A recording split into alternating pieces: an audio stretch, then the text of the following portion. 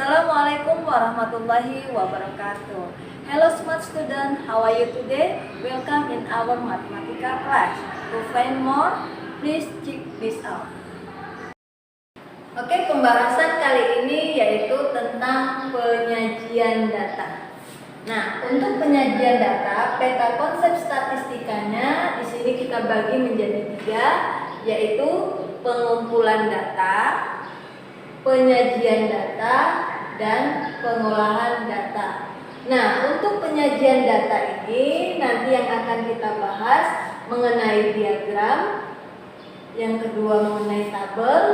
Nah, untuk diagramnya nanti kita bagi menjadi 3, yaitu diagram batang, diagram garis, dan diagram lingkaran. Nah, sebelum kita membahas lebih lanjut, kita harus tahu dulu untuk mengenal apa itu data. Nah, data merupakan keterangan atau bahan nyata yang dapat dijadikan dasar kajian atau analisis atau kesimpulan.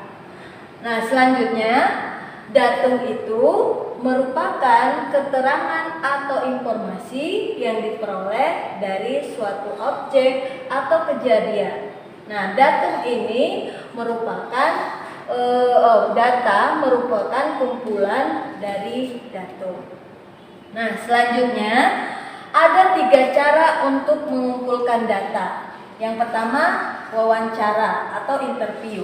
Nah, untuk wawancara ini yaitu untuk mengumpulkan data dengan cara mengajukan pertanyaan kepada narasumbernya secara langsung.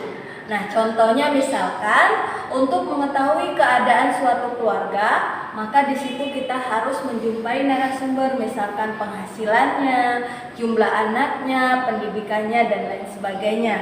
Nah, yang kedua, kuesioner atau angket. Angket adalah cara mengumpulkan data dengan cara mendaftar, mengajukan pertanyaan dengan cara mendaftar pertanyaan kepada narasumbernya. Contoh misalkan di kelas kita ini, mata pelajaran apa yang kalian suka? Misalkan matematika, apakah mudah atau sulit? Nah, itulah contoh dari kuesioner.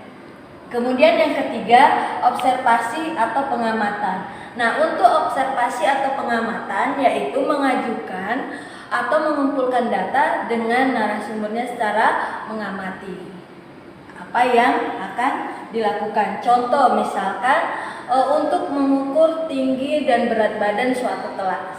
Nah, itu bisa dilakukan pengamatan secara langsung, yaitu observasi. Nah, berikutnya cara mengumpulkan data dibagi menjadi 2. Yang pertama, data primer. Data primer merupakan data yang diperoleh secara langsung dari narasumbernya. Contoh seperti tadi, misalkan kita mau mengetahui berat badan atau tinggi badan. Nah, itu kita secara langsung dengan narasumbernya. Kemudian, data sekunder merupakan data yang diperoleh tidak langsung atau diperoleh dari pihak lain. Contoh misalkan, kita mau mengetahui nilai rata-rata ujian nasional 4 mata pelajaran untuk Sumatera Utara. Nah, ini bisa kita ambil datanya dari Dinas Pendidikan Kota Medan. Nah, itulah untuk materi hari ini. Mudah-mudahan bermanfaat bagi kita semua. Assalamualaikum warahmatullahi wabarakatuh.